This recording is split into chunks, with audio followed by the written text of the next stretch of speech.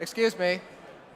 We're going to be starting in about 5 minutes, but there are still quite a few people coming in. So if you do have a coat or a handbag on a chair next to you and it's not being saved for someone, we're going to be full, so we would appreciate it if you would leave empty chairs for latecomers. Thank you.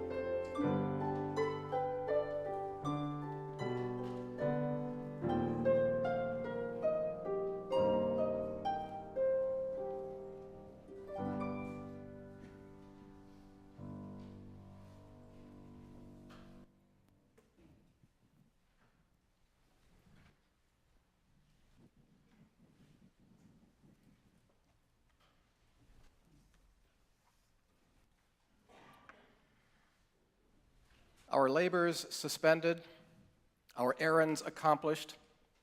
Once again, we gather in the last light of deep December to turn our anxious, jaded hearts toward jubilation.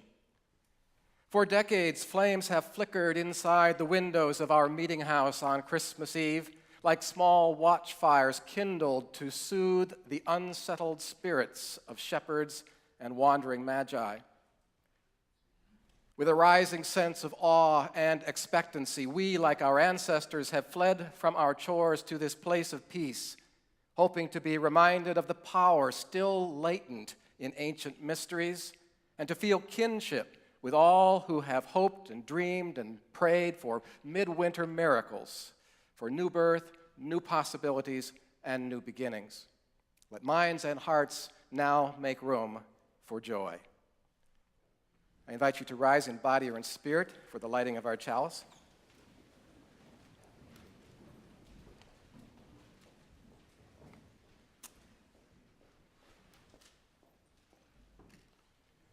And our words on this Christmas Eve are responsive. Will you join your voices in the bolded, italicized sections?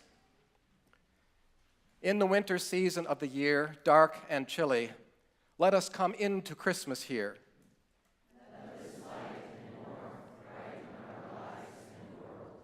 Let us find in the dark corners of our souls the light of hope, a vision of the extraordinary in the ordinary. Let us find rest in the quiet of the holy moment to discover promise and renewal. Let us find the child in each of us, the new hope, the new light born in us. Then will Christmas come. Now I invite you to join your voices in song as we sing together number 225, O Come, Emmanuel.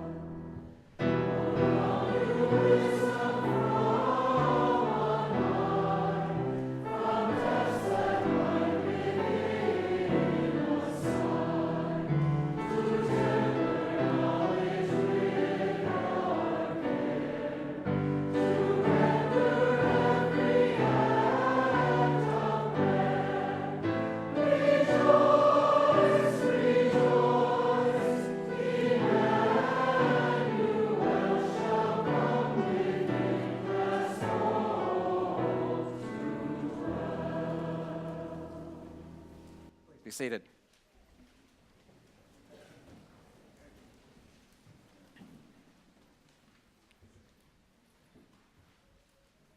We We all know that from a strictly sectarian standpoint, Christmas is about just one thing: the incarnation, the Word become flesh, the charming and timeless story of a humble birth on a bed of straw. Christmas in the conventional sense is about creches, church pageants, carols extolling history's most notable birth. As Garrison Keillor famously pronounced 5 years ago, if you don't groove to the story, you have no business observing Christmas. But despite its indissoluble ties to the biblical tradition, the relationship of Christmas to Orthodox Christianity has always been ambiguous at best. It was not an important holiday on the early Christian calendar, and as clues in the Gospels seem to indicate, it's likely that Jesus was actually born in late September. The Church Fathers chose December 25th in order to draw attention away from a rival religion, Mithraism, an ancient sect that was quite popular in the Mediterranean world during those early years of the Christian era. Now, Mithra was also a divinely conceived savior whose biography bears uncanny resemblances to that of Jesus. Celebrations of Mithra's birth had, for several centuries before the advent of Christianity, been held on December 25th. Now, later on, of course, certain pagan elements were grafted onto this holiday, probably to help non-Christians feel more comfortable with the Christian faith and thus to induce conversions. But such innovations didn't always sit well with Christians of a more sober and conservative bent. The Puritans, for instance. Christmas was banned for a time by the religious authorities of the Massachusetts Bay Colony, who felt that the celebration encouraged excessive merrymaking. So the point I wish to make in my introduction is that there has never been anything like a universal consensus around this midwinter holiday. It is, and it always has been, a mixed bag, and people throughout the planet are attracted to it for a wide variety of reasons, most of them, I think, quite valid. So some like best the artistry, the seasonal concerts, the caroling, the Nutcracker ballet. Others, they prefer the comforting rituals of tree trimming and church-going on Christmas Eve. Still others, the reunion of families around a heavily laden table. Yet others, the inspiring stories of old Befana and Scrooge and the gift of the Magi and the other wise man. Nor can we overlook the practice of gift-giving, which, although it plays a relatively small part in the gospel story, has become Christmas's most conspicuous feature. For a considerable number, however, things are not always merry and bright at this time of year. For those who feel forlorn, bereft, disconnected, this extended holiday season can feel more like an endurance contest than an exercise in expectancy and possible fulfillment. And yet in today's world, there is no escaping Christmas. It is everywhere, and ultimately, it will claim the attention of just about everyone. And so with the selections that follow, I hope that I have captured some of the many facets, the many moods of Christmas, and that perhaps, just perhaps, you will discover your own sentiments reflected in one or more of them. And so the first reading that I have chosen is by my friend and colleague Jane Rzepka, who served our movement as a Unitarian minister in Reading, Massachusetts, and later as the minister of the Church of the Larger Fellowship, which serves Unitarians throughout the continent who are not close enough to a congregation to participate in their life. A lot of people have created a good deal of commotion over very tiny creatures who can't utter a single sentence, who cannot distinguish a loving mother from the family poodle, who cannot recognize their own fist in front of their face. I've done it myself. I've almost worshiped the babies that people bring to church to be dedicated. And I have never been so awestruck as holding babies of my own for the first time. But today, of all days, on the eve of the biggest baby fanfare of the year, I am going to promote a little heresy. I'm going to put in a good word for adults, for we too are filled with promise. I figure it this way. Jesus is honored as a wise teacher and religious leader, not because he was born, but because he grew up and he changed the world. The same goes for Buddha. The same goes for Confucius or Lao Tzu. And the same goes for any of us. Part of what we love and celebrate in our babies is the promise that they hold, the hope of things to come, the contributions they, who knows, could make to our society when they are all grown up. And today, each one of us was one of those promising babies, grown up. Now, last Sunday here in Reading, Massachusetts, we had a church service designed in large part for our children, partly in praise of those children who decorated the tree and sang and played and for whom we all applauded. We focused last Sunday on our children, that we might be in touch with those spirited lives who hold our future. But today the focus is going to be on adults. We one-time holy babes, now grown up, now balding and spreading, now flossing and watching our weight, but nevertheless divine. It's true. We get so tied up in that little bundle of wonder in the manger that we miss the more solidly established wonders around us, just as close at hand. For instance, the neighbor who always helps you clean your gutter, the nephew who deals with your tax forms, the parent who unfailingly tends to a special needs child, the guy who makes animals out of long, skinny balloons, the person who organizes a shelter for battered women or launches a campaign to solve an environmental problem, or just the people who have all they can do just to get to work on time, to get dinner on the table, to get the kids to bed, and they do this day after day, year after year. Or just the folks who do their best, smile a bit, keep on. All of this is holy, holy stuff. Each person in this room was born on a night like tonight, a holy night. And no matter what the circumstances, whether we were greeted as infants with joy or despair, whether we were healthy or weak, whether we were easy babies or utterly exhausting for our parents, we too were once filled with great promise. And we still are. We still are. And now I'd like for you to remain seated as we turn to our next carol, number 248.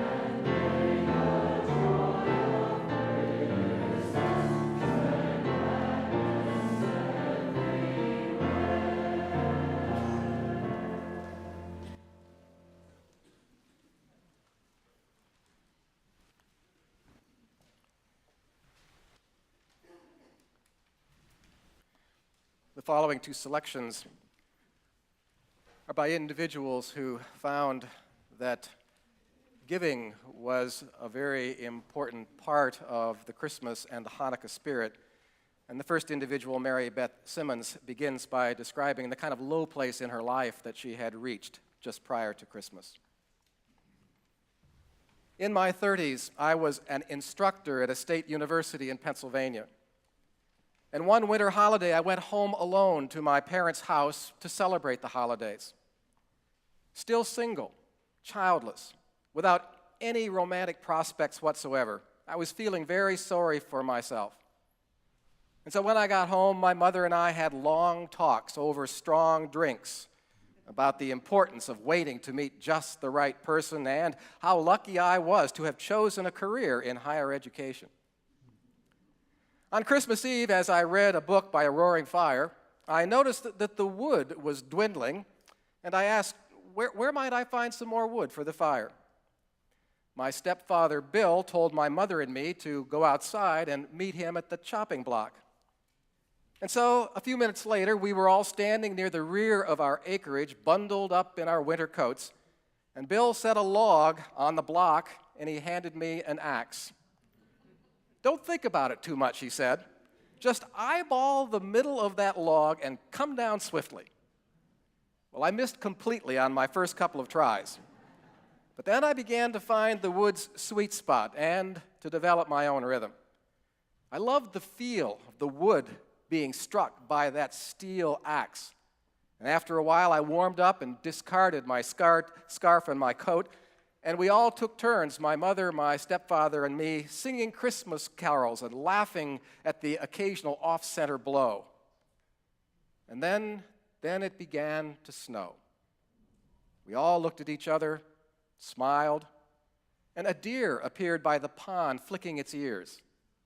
I wanted to share a comment about this picture-perfect moment, but I knew that my voice would have disturbed the cathedral-like silence.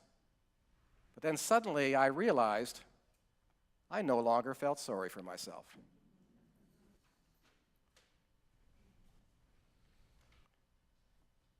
And then this selection from John A. Taylor, a mentor of mine when he was serving the Unitarian congregation of Ithaca, New York, and Trina and I were living just down the road in Binghamton, now 28 years ago.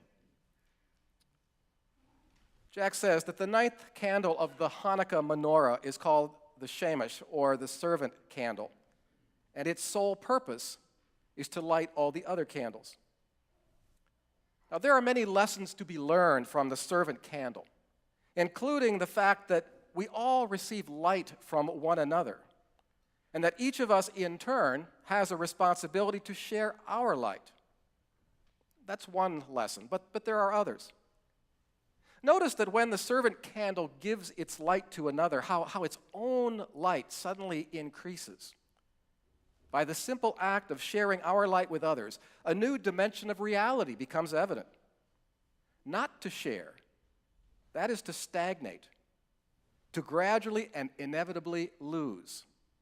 To extend ourselves, on the other hand, is to grow and to become ever more vital. Selfishness does not simply deny others, it's a process by which we shrink ourselves. And the servant candle is a ready witness to the vitality which comes with generosity. And yet, the servant candle is the first candle in the menorah to be completely consumed. Its sharing and service cause the candle to exhaust its substance. It destroys itself by fulfilling itself, and thus becomes a symbol of reality and significance in the process. The people of light and love, those people may exhaust their lives, while those who carefully husband their resources may seem to go on forever. But let us keep our minds centered upon the quality of our living. Better to be the servant candle exhausting itself by giving its light to others than a decorative taper which is never lighted and is finally covered with dust and good for nothing except to be thrown away. And now again, you may remain seated as we sing together 234, In the Gentle of the Moon.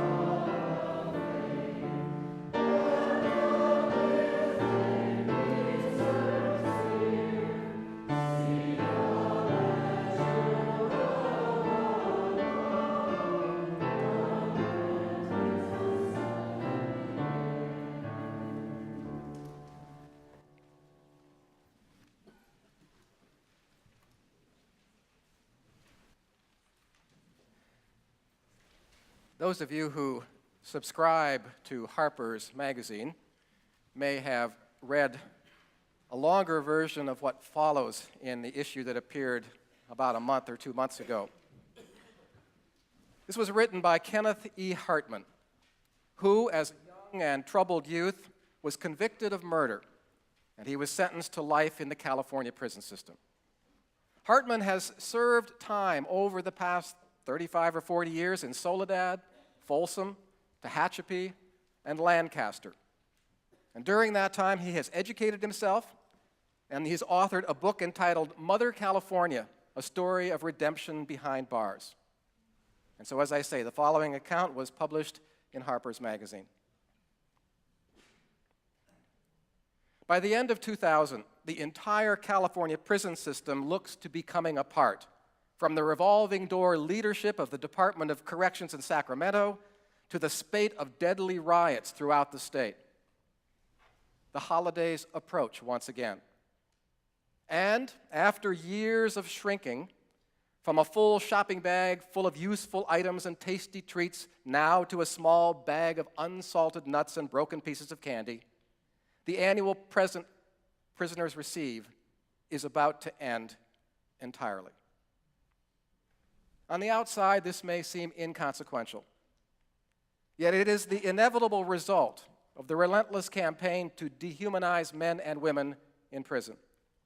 It's not a uniquely California phenomenon. All across the country, the short-lived reformist impulses of earlier decades are being discarded in favor of a new philosophy of punishment for its own sake, built on inflicting pain for its own sake. Rarely is this truth even alluded to when we ask security about what's going to happen at the holidays. Well, we can't put up any decorations because someone might be offended, they say. This is one of the more popular excuses, although no one can cite a single instance of offense taken. The costs are prohibitive. Well, that's absurd, since the gift bag items we had received in happier times were mostly donated. And it doesn't cost a single penny to leave the yard open for an extra day, for an extra hour on Christmas Day, or to offer eggnog for sale in the prison canteen. We are all aware what is really going on with the cancellation of Christmas. It's part of the cancellation of us, our membership in the human family. I don't get visits on Christmas Day anymore either. During the many years when my wife came, telling me that she could not stand the thought of me being alone on the holiday, during those years I felt blessed. These days, she can't stand the idea of spending a holiday in a prison visiting room. She's not to blame. She fought as hard as anyone could, harder than I ever could, but the darkness of these places has now succeeded in repelling her as well. And yet we are human, whatever the propaganda might say. Our hearts still beat. Our spirit lives on with every breath that we take. And under the radar, one glimpses something of that spirit here and there. And so a few friends who live on the same tier put together the fixings for a nice meal that they share on Christmas Eve. And some of the more religious guys, they defy the ban on grouping to stand together in the yard and sing a carol or two before the guards order them to break it up. 32 Christmases in prison doesn't leave much room to be surprised. But now it's 11 years later, and 2011 brings two new experiences to my life. Several years ago, in response to the world's abandonment of prisoners, a few of the guys, with their own resources, pooled money together and purchased enough goodies to give each man in the building this little gift bag on Christmas Eve. And I asked those who were involved with this project whether I could contribute to the fund this year. That would be the extent of my participation, I assumed. My 10 bags of chocolate chip cookies from the canteen added to the larger pot. But now here it is, Christmas Eve. I'm making my way down the tier, putting individually wrapped bags on cell doors, one of Santa's helpers in blue denim. Now, this would have been more than enough to make a memorable holiday. But then just a week before this, I did something that was even more astonishing to me. Now, I have to be clear, I'm a loud man. Of this I am fully aware, as is everyone around me. Men who live down the tier say they can hear my laughs inside their cells while they're wearing their headphones. Well, I had asked one of these religious guys if they would be singing "God Rest Ye Merry Gentlemen" in their upcoming Christmas service. I have always loved its dark, admonitory tone, and I can't think of a carol that is more suitable for a men's prison. I don't know, the service organizer tells me. Sing some of it for me. And for some reason, I do. I break into song loudly. And if I do say so myself, pretty darn well. Would you sing that at the service? The organizer asked. Yes, yeah, I will. And no one is more responsive by this response than I am. Well, the room where I will be making my singing debut is officially designated as the main sanctuary.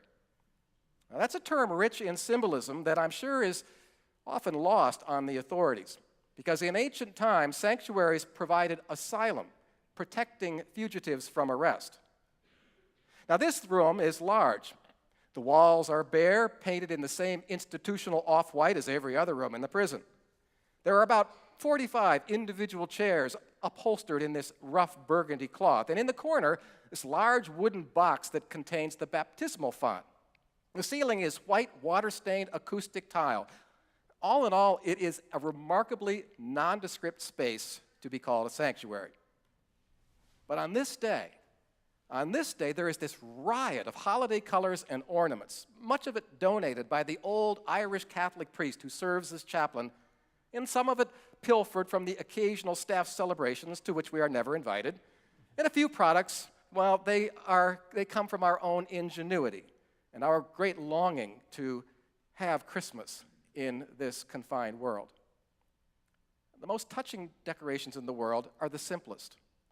3 small boxes made out of paper, about 3 inches square apiece. And they sit on top of this baptismal box. And on one of the boxes, the word faith is written in small childlike letters. And on the second box, hope. And on the last, in slightly larger letters, love.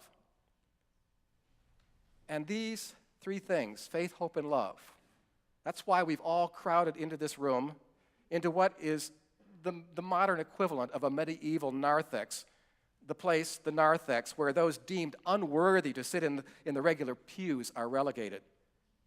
And it is love written with a bit more emphasis. That's what we all long for the most. And so I sing in a room full of my fellow prisoners, decorated with our longings. I sing to louder applause than I ever could have expected. My performance is a success. I am not a sounding brass or a clanging cymbal, but a most imperfect vessel delivering tidings of joys to my comrades. And I was asked by the religious men to sing the same carol again this year. It's now part of my contribution to the holiday. Oh, God Rest Ye Merry Gentlemen. That dates at least back to the 16th century. The song was first published in the 17th century when crime in the crowded streets of England was rampant, when the hanged bodies of pickpockets were left on display in London as warnings to others. The treatment of criminals has certainly made great strides since when that carol was written, but, we've still got a long way to go. I'm often asked what I want for Christmas. People tend to send books or music. I get some cards. I send some cards. What I really want, of course, is something I can't have. I want to stay up late on Christmas Eve. I want to arrange my daughter's presents just as my father did for me. I want to attend a family gathering and share a meal with people from whom I've been estranged for over 3 decades. And I want most of all for the atrocious mistakes of my past to vanish so that I can wake up and realize that this horrible nightmare never happened and that the life I lead is really a good and worthy one after all. But because this is obviously far too much to ask for, and because I know that, I wish only for these days, only a reasonably good performance singing God Rest Ye Merry Gentlemen. I pray that my voice does not quake too loudly, that it does not waver, and that my eyes don't water too obviously, when I sing the words to save us all from Satan's power when we were gone astray.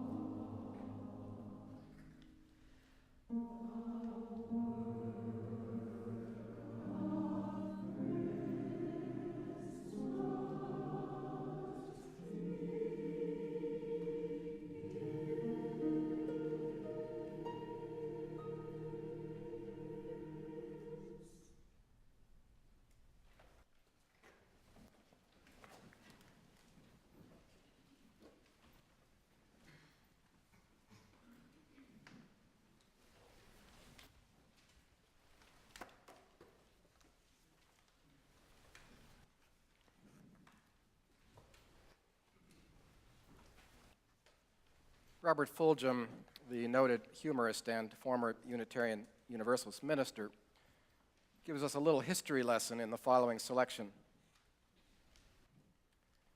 John Pierpont, he died a failure. In 1866, at the age of 81, he came to the end of his days as a government clerk in Washington, D.C., with a long string of personal defeats abrading his spirit. Things began well enough. He graduated from Yale, an institution his grandfather had helped to establish. He chose education as his profession with budding enthusiasm. But he was a failure at school teaching, too easy on his students. And so he turned then to the legal world for training. But he was also a failure as an attorney, too generous with his clients, too concerned about justice to take the cases that brought in the high fees. The next career he took up was that of a dry goods merchant. He was a failure as a businessman, didn't charge enough for his goods to make a profit, was too liberal with his credit. In the meantime, he had been a writer of poetry, and though much of it was published, he didn't collect enough royalties to make a decent living. And so, of course, he decided then to become a minister. Pierpont went off to Harvard Divinity School. He was ordained as a Unitarian minister at the Hollis Street Church in Boston. But his strong statements in favor of prohibition and against slavery put him at odds with the influential members of his congregation, and he was forced to resign. He was even a failure as a minister. Politics seemed a place where he could make a difference, so he was nominated as the Abolition Party's candidate for the governor of Massachusetts. He lost. Undaunted, he ran for Congress under the banner of the Free Soil Party. Lost again. And so he was a failure as a politician. The Civil War came along, and he volunteered as a chaplain in the 22nd Regiment of the Massachusetts Volunteers. 2 weeks later, he quit, having found that the task was too much of a strain on his health. At this point, he was 76 years old, couldn't even make it as a chaplain. And so someone found him an obscure job in the back offices of the Treasury Department in Washington, where he finished out the last 5 years of his life as a menial file clerk. He wasn't very good at that either, because his heart just wasn't in it. John Pierpont, he died a failure. He had accomplished nothing that he had set out to be or to do. And there's a small memorial stone marking his grave at the Mount Auburn Cemetery in Cambridge, Massachusetts. The words etched in the granite read, "Poet, preacher, philosopher, philanthropist."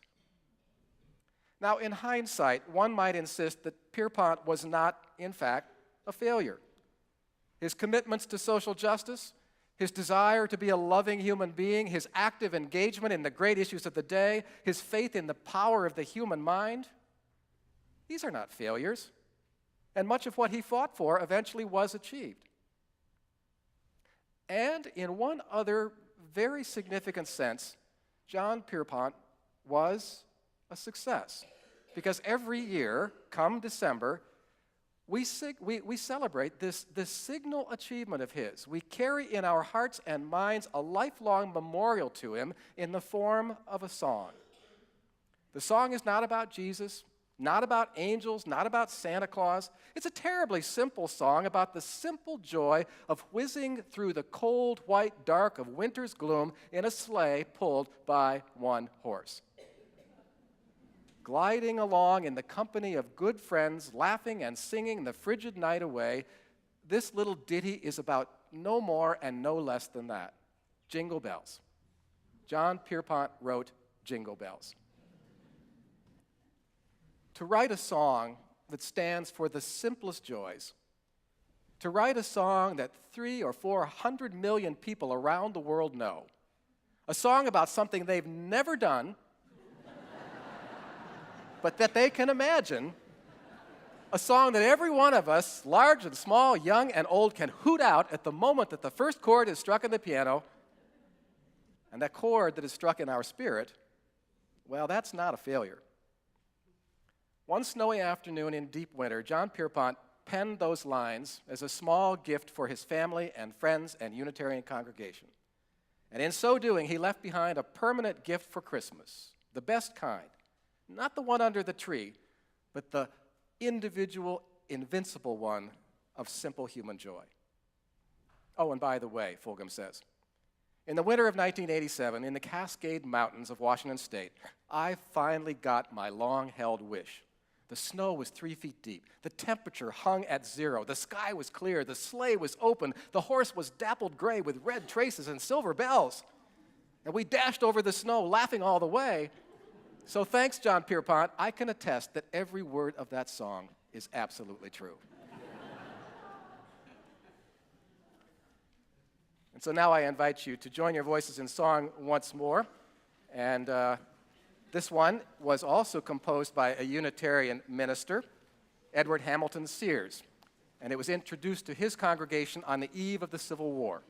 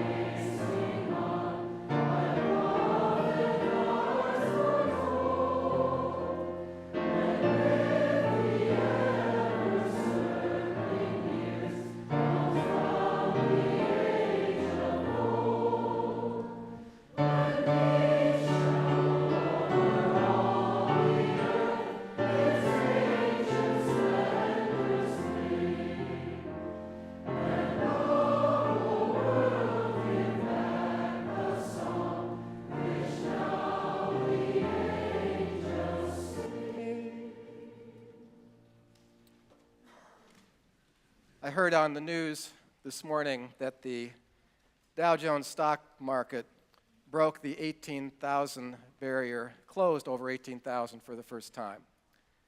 Of course, figures like that are not going to be of much use to the people in our community who are homeless or who are in jeopardy of losing their home because they cannot pay their rent or they cannot pay their mortgages. And so tonight, as is true for all of our holiday services, 100% of your gifts will be directed to our homelessness programs to try to keep Madison and Dane County residents in their homes. Please be generous.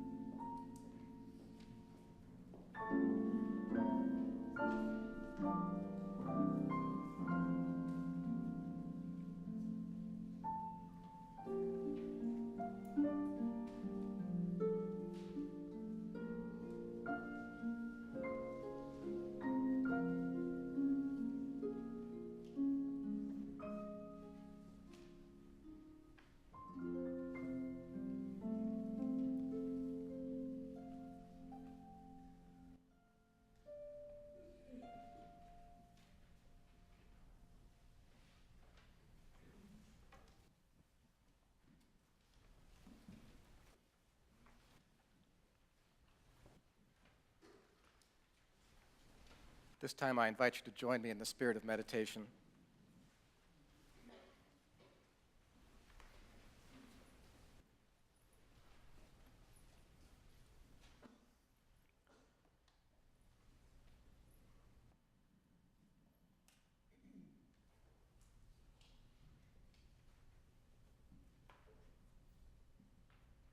Spirit of gratitude and of good tidings, walk with us in the days ahead as we strive, each in our own way, to bring healing and happiness to those whom our lives touch. Help us to remember that the meaning and satisfaction we all hunger for is most dependably secured by what we give and not what we get. Blithe Spirit, remind us also that the gifts most in demand are often the least tangible. Not the silk ties and the power tools, not the gift cards and the gimcrackery, but rather the bright angels of our own better nature. And these angels reside in our patience with other people's foibles, our appreciation for their meager efforts, our concern for their struggles, our consideration of their needs, and in our rejection of humbug and our embrace of courage and hope. And then at last, in the loving kindness we display, in all such matters, angels are made manifest. This is where we come most gloriously into our own. This is where we bring Christmas to life and make the season truly bright. Returning through the gathering darkness to the homes and the faces we cherish, may we remember now and again to return also in mindfulness to ourselves, so that the angels we harbor will bestow the gifts that persistently and dependably keep on giving in season and out. May it be so. Amen. And now we do invite you to join together in singing our closing hymn, Silent Night.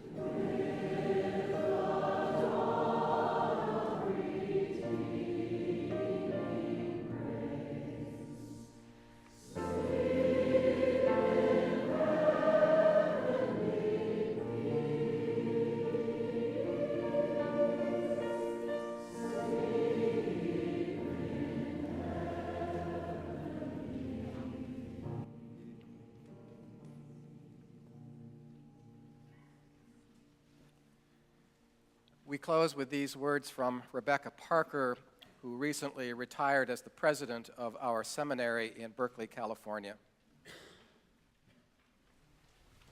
You have to know your body as the home of God, and this is the purpose of Christmas. The rose blossoming in the wilderness is the unfolding of your pleasure as the fingers peel an orange and sweetness buds in your mouth. The bright star in the night sky is the sudden clarity of your instinct for joy. The birth cry in the night is your child falling into the dark and your arms holding her. The terror of Herod's murderous intent is your rage that you would prefer death to change. The singing of angels is your voice in church, not sure of the tune, but certain for a moment that there is glory. The animals breathing their warm breath in the fragile stable, those are your emotions kneeling into the body of the earth and at ease in the presence of the divine. Mary is you, carrying God in your body. Joseph is you, sheltering God in the world. This is the key to the mystery, the Word become flesh. We are the dwelling place. Now, how will you live? Blessed be, and amen. Happy holidays. Merry Christmas to you all.